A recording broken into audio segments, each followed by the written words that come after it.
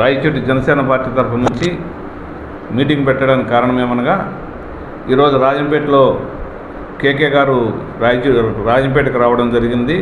ఈ అన్ని నియోజకవర్గాల నుంచి గ్రామ స్థాయి కానీ మండలం స్థాయి కానీ కాన్స్టిట్యూషన్ వైడ్ కానీ జిల్లా వైడ్ కానీ అందరూ వచ్చి ఎవరైనా పదవి కావాల్సిన వాళ్ళు 2014 నుంచి చేరిన వాళ్ళు కానీ ముందు వాళ్ళు కానీ వెనకల వాళ్ళు కానీ ఎవరైనా వచ్చి ప్రతి ఒక్కరూ ఎవరికి కావాల్సిన పదవులు వాళ్ళకి కావాల్సిన వాళ్ళ కేడర్కి వాళ్ళకి కావాల్సిన దానికి వాళ్ళు రాస్తే ఈరోజు మన రాజంపేట పార్లమెంట్ నియోజకవర్గంలో అక్కడ ఉన్నారు.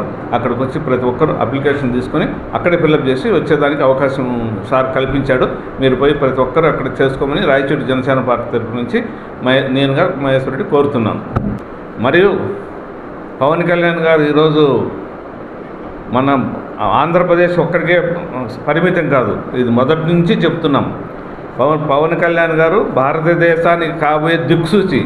రాబోయే దినాల్లో పవన్ కళ్యాణ్ గారు భారతదేశంలో దిక్సూచి. ప్రతి స్టేట్లో రాబోయే దినాల్లో ఎంపీ కానీ ఎమ్మెల్యేలు కానీ ఎలక్షన్లు జరిగే టైంలో ప్రతి స్టేట్లో కూడా 28 స్టేట్లలో ప్లస్ మిగతా దాంట్లో కూడా అన్నింటిలో కూడా పవన్ కళ్యాణ్ గారు పార్టీ తరఫు నుంచి ఎమ్మెల్యేలు నిలబడతారు.